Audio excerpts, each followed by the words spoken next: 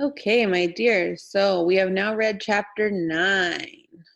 So there's a link at the bottom. Let's look at what our assignments are for today.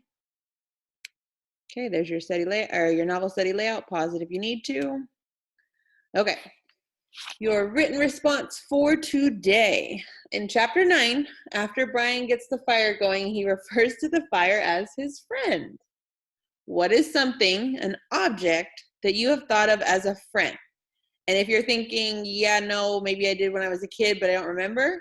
So then maybe something that helped you feel comfortable and safe in a time of need. So if you didn't have something as an object that you ever thought of as an actual friend, maybe there was something that helped you feel comfortable or safe in a time of need for yourself. So either one of those you can use to answer this question, because that would be similar to what Brian was feeling with the fire, because obviously once he got the fire going, that was something that helped him feel more comfortable and safe while he was in the wilderness, because that is something that he definitely needs and will help with his survival.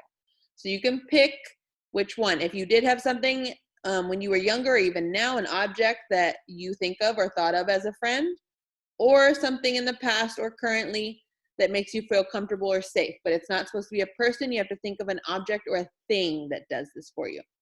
As always, copy down the question above and then respond to it. And this one, again, should be 5 sentences or more. So tell me about why. So once you pick your object, why did you think of it as a friend, or why did it make you feel comfortable or safe? You could even talk about what time in your life did you have that object? When was it? Was it when you were younger? Was it more recent? Or is it now? It could still be now. So make sure you're specific. 5 sentences means you need to be detailed with it. It's one question, but I shouldn't just have a 1-sentence answer of, oh, well, I had a blankie when I was little. Help me feel safe when I went to bed in the dark. Nope, that would only be 1 sentence. So you need to make sure, boys and girls, we need to practice this. A lot of you try to get away with writing not very much. The reason I'm putting a certain amount of sentences is because it needs to be required that you write at least that. I always put more because some of you are good at putting details and want to always put more than 5 sentences. That's great. I definitely applaud that.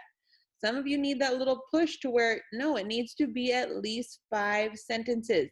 And when you start to turn in stuff on Dojo, if I'm not seeing at least that amount, then I'm going to give it back to you as a draft and tell you that you need to add more and take a new picture of it. Please don't make me start doing that. Make sure you are following directions.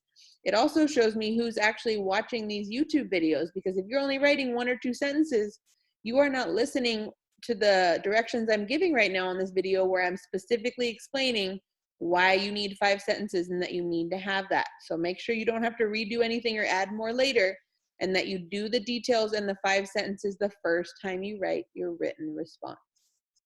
Again, pause this right here on the video if you need to, so you can make sure you write down the questions before I continue. Okay, so it's the 3rd day of our vocab for chapter 9.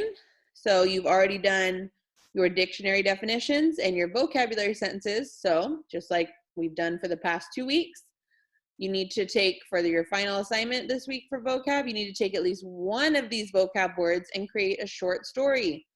5 to 7 sentences, just like I just talked about. A lot on your written response. I put that for a reason. So you can either use crude, rivulets, gingerly, embedded, tendrils, or gratified. You only need to use one. You can definitely use more than that. If you have a story where you can use a couple of these, that is awesome, but you only have to use one. I put at least one, meaning only one is required, but you can always do more. Okay. Okay, and your extra assignment today, this is a new assignment that you guys haven't had the chance to do yet. So far this year, we have read, well, we're in the middle of Hatchet, but we also read Bud Not Buddy. So I'm gonna have you do a compare and contrast of Bud Caldwell and Brian Robeson. So you're gonna create a compare and contrast chart like the one to the right. So on a piece of paper, you don't have to be perfect circles, boys and girls, but I should see 2 circles that look just like this overlapping, so that you have a good piece of space in the middle as well as on each side. You will be comparing Bud Caldwell from our first novel, Bud Not Buddy, and then Brian Robeson from our current novel, Hatchet. When you complete the chart, the differences between the character goes on their side. So all the things that are different about Bud and Brian, so things that are about Bud, go on this left side, all the things about Bud that are not the same as Brian, and then all the things about Brian that Bud does not have in common with them. So the sides are where our differences go, and then any similarities they have go in the middle. So here's my example that I'm giving you. They both have family issues. So they have different things going on with their family, but they both have issues with their family. So anything that they both have in common goes in the middle. And here's your requirement. You need to come up with at least 3 differences for each character, meaning I need to see 3 at least for Bud, 3 over here at least for Brian, and then 3 similarities in the middle. You cannot use this similarity as one of yours. You can write that they both have family issues, but that would have to be your 4th one. Because I gave you this example, you cannot use it for one of your similarities. So I should see a total of 9 bullet points or 9 things in this chart. You can do more. There's definitely a lot of differences between these 2 characters, but you should have at least 3 similarities and then 3 differences on each side. That is a minimum. More is always better. Like I said, there's definitely a lot of differences between Bud and Brian. So this is your extra assignment for this week, or not your extra assignment, but your 3rd assignment. So make sure you draw these circles and get that done as well. Okay, and here's your list of assignments. You have your written response, your vocabulary short story, and then the assignment we just went over, which is your compare and contrast chart. And as always, at the end of the week after we finish our 3 chapters, you have your comprehension quiz for chapters 7 through 9, and you can find it on Ms. Contreras' Lone Tree page. And as always, you just click on the link to take it. It will be locked until Friday. So if you're doing the assignments earlier, anything, and it's not Friday yet, then you're gonna have to wait because I won't unlock it until Friday. So make sure you look out for that.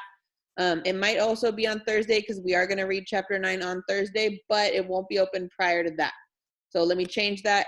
Not necessarily Friday, but it won't be open until we're done with chapter 9 in our office hours. So that means it'll be open on Thursday, to where you can either take it on Thursday or Friday. You don't have to take it on Thursday right after we read, but you want to take it by the end of the week. So it'll be open on Thursday, and you have Thursday and Friday and also the weekend to take that quiz for chapters 7 through 9.